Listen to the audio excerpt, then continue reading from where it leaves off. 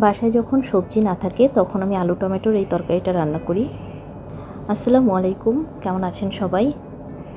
আজকে আরেকটা রান্নাবান্নার ভিডিও নিয়ে চলে আসছি। যেহেতু সারাদিন বাসায় থাকা হয় এখন, সো রান্নাবান্না ছাড়া আর কী বা ভিডিও করব বলেন। তো আজকে আরেকটা রান্নাবান্নার ভিডিওই নিয়ে আসছি। আর আজকের ভিডিওতে আপনাদেরকে একটা সহজ উপায়ে তরকারি রান্নার রেসিপি দেখিয়ে দিব, যেটা হচ্ছে আমার বাসায় সবজি না থাকলে আমি বেশিরভাগ সময়ই করি এবং খেতে বেশ মজা হয় এটা। তো চলেন শুরু করা যাক। বাসায় হচ্ছে রান্নার জন্য আজকে সবজি বলতে শুধু পেঁপেই ছিল। তো খালা হচ্ছে সকালবেলা এসে পেঁপে কুচাই দিয়ে গেছে।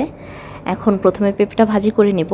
আর এই পেঁপে ভাজিটাতে কিন্তু আমি একটু চিনি দেই। এটা করলে পেঁপেটা একটু মিষ্টি মিষ্টি লাগে, ঝাল ঝাল, তো সব মিলিয়ে পেঁপে ভাজিটা মজা লাগে। তো এই তো। আর আজকে একটু ডাল রান্না করব, বুটের ডাল গরু মাংস দিয়ে। আচ্ছা, যে তরকারির কথা বলতেছিলাম সেটা হচ্ছে এই তরকারি, যেটা আমি খুবই কম পরিমাণে নিছি, কারণ আমাদের বাসায় তো মাত্র 3 জন মানুষ। যাই হোক, তরকারিটা রান্নার জন্য এখানে প্রথমেই হচ্ছে গরম তেলের মধ্যে পেঁয়াজ কুচি দিয়ে দিলাম। এরপরে এর মধ্যে একটু পেঁয়াজ বাটা দিব, আর একটু হচ্ছে রসুন বাটা দিব, সরি। তো রসুন বাটা, পেঁয়াজ বাটা, এগুলো সব কিছু একটু ভালো করে কষিয়ে নিয়ে তার মধ্যে হচ্ছে চিংড়ি মাছটা দিয়ে দিব। আমার চিংড়ি মাছগুলো যেহেতু একটু বড় বড় সাইজের ছিল, তো আমি একটু কেটে কেটে দিছি। আপনারা হচ্ছে ওই যে তরকারি রান্না করার জন্য যে চিংড়ি মাছগুলো ব্যবহার করা হয় ওগুলোও দিতে পারেন এখানে। তো এরপরে গুঁড়া মশলা দিয়ে দিচ্ছি, হলুদ গুঁড়া, মরিচ গুঁড়া, আর বেশি কিছু দিব না। এগুলা দিয়ে একটু ভালো করে মশলাটাকে কষিয়ে নেব অনেকক্ষণ ধরে। তারপরে হচ্ছে এর মধ্যে আলুটাকে দিয়ে দেব। আলুটা হচ্ছে আমি দেখতেই পাচ্ছেন কীরকম কাটছি। এবারে এখানে পরিমাণ মতো লবণ দিয়ে আলুটাকে বেশ কিছুক্ষণ কষিয়ে নিব। এরপরে হচ্ছে পানি দিয়ে দিব।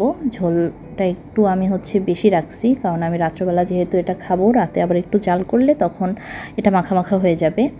এটা হচ্ছে মাখা মাখাই খেতে বেশি ভালো লাগে। তো এখানে আলুটা যখন সিদ্ধ হয়ে আসবে তখন হচ্ছে টমেটো দিয়ে দিব। আর টমেটো তো সিদ্ধ হতে বেশি সময় লাগে না। তো এরপরে হচ্ছে একটু ধনেপাতা দিয়ে এটা জাস্ট উঠিয়ে ফেলবো। এখন অনেকেই বলবে যে এটা এমন কি রেসিপি, এটা আবার দেখানোর কি আছে? আসলেই তাই, এটা এমন কোনো রেসিপি না। এটা খুবই সাধারণ একটা জিনিস। আলু, টমেটো, তারপরে হচ্ছে চিংড়ি মাছটাকে জাস্ট একটু রান্না করে নিলেই হয়।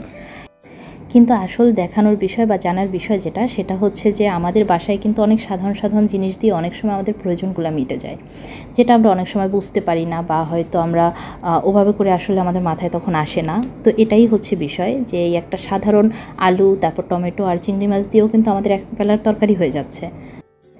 তো এটাই হচ্ছে কথা। আর আমি কিন্তু আসলে নিজেই এখনও শিখতেছি অনেক কিছু, আমি অনেকের কাছ থেকে শিখি। আমি সেভাবে করে রান্নাও পারি না, তারপরেও আমি হচ্ছে রান্নার ভিডিও দিই। কত বড় সাহস আমার! যাই হোক, আসলে এই ভিডিওগুলো আমি তাদের জন্য অবশ্যই দেই না যারা রান্নাবান্নায় অনেক বেশি পটু, তাদেরকে আমার রান্না শেখানোর কিছু নাই। কিন্তু যারা আছে আমার মতো, যে এখনও হচ্ছে তার থেকে অনেক কিছু শিখতেছি, তাদের হয়তো বা আমার এরকম ছোটোখাটো কিছু রান্নাবান্না বা কোনো টিপস দিয়ে তাদের হয়তো উপকার হতে পারে। তো তাদের জন্যই হচ্ছে ভিডিওগুলো দেয়া। এই তো, আজকের মতো তাহলে বিদায় নিচ্ছি। ভিডিও ভালো লাগলে একটা লাইক, কমেন্ট করে শেয়ার করে দেবেন। আল্লাহ হাফেজ।